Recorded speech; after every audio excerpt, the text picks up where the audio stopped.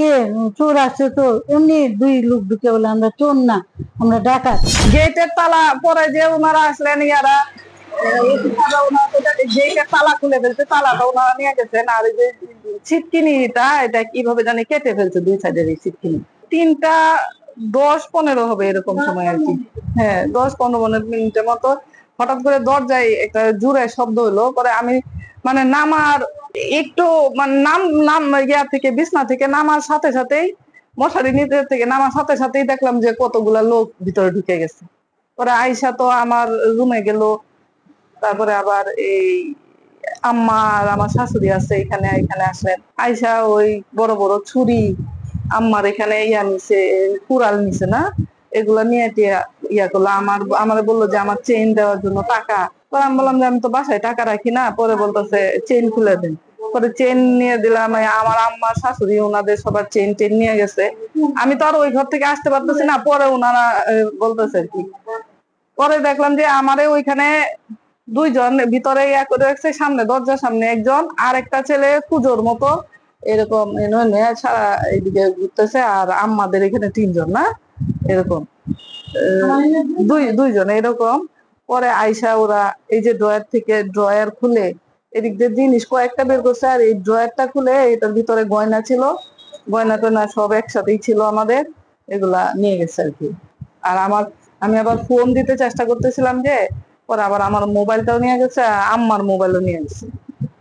এই আর কি নিয়ে তো আমি তো সাথে সাথে আবার মাঝে মাঝে আমিও চিৎকার দিতে চেষ্টা করছি, কিন্তু ওই যে এই ইয়াগুলা দেখাইছে আইসা যে চিৎকার করলে মারবো, এই যে এত বড় ছুরি, আবার হাতে লম্বা একটা কি এরকম। পরে আবার পরে ওই শেষের দিকে আমি আবার একটা জানলা খুলে আমার ওই চাচার নাম দিয়া ডাক দিছি। পরে প্রথম তার চাচা শুনে না, একটু দূরে। পরে আবার যখন ডাক দিছি পরে কাকা টস ধরছে। তখন তো ওরা মানে হাতে সব নিয়ে নিছে না, যেমন নিয়ে ওরা দূরে এদিকে গেছে। তখন কাকাও সাথে সাথে বের হয়ে ওইদিকে যাওয়ার সাথে সাথেই দেখলো যে একটা পিক আপে উঠে চলে গেছে ওরা। অনেক, এটা তো আমার প্রায় 25-26 ভরি স্বর্ণ নিয়ে গেছে।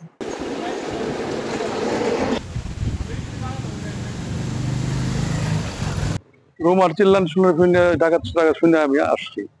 আইসা দেখি যে ওই যে বাইরে যাইতেছে।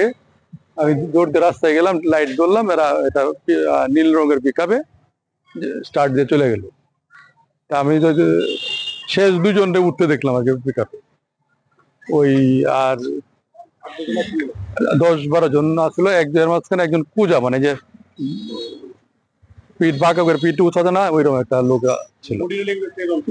আর সে সব 2জনের ছিল না, মুখে কোনো কাপড় ছিল না, আর বাকি সবাই মাস্ক পরা ছিল। আমরা ওই প্রাথমিক কেউ চিনি না, কিন্তু একজন পরে পুলিশরা এসে এখানে ওই একজনের নিচে সন্দেহ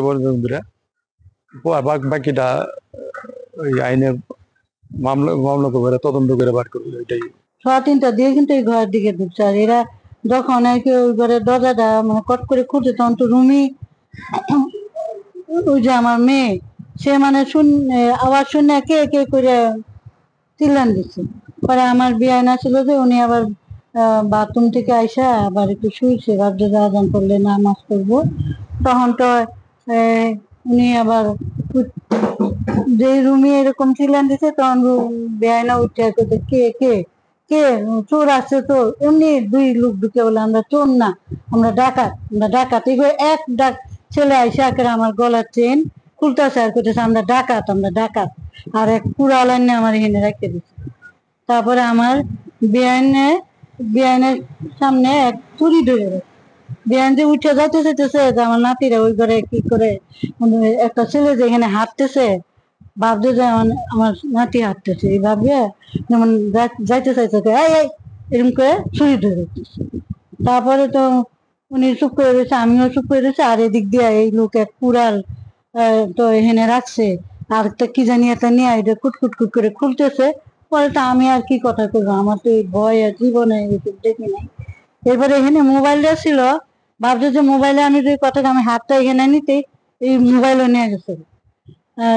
নিয়ে গিয়ে তারপরে তো এটার ভিতর থেকে যা পাইছে সব টানছে। প্রথমে নাকি আমার মেয়েরা এসে বলছে টাকা দাও টাকা দাও, মেয়ে বলে যে টাকা নাই তোমাদের। তখন ওই ঘরে দুইটা ঢুকছে, এই ঘরে দুইজন ঢুকে পরে পরে তো এইভাবে আমার ভয় দেখায় আমার গলারটা পরে বিয়ানের এই একজনে ভাঙতেছে, আরেকজনে ওই বিয়ানের গলারটা নিতেছে, কানের গুলি খুলে নিতেছে, আমার কানের গুলি খুলে নিতেছে।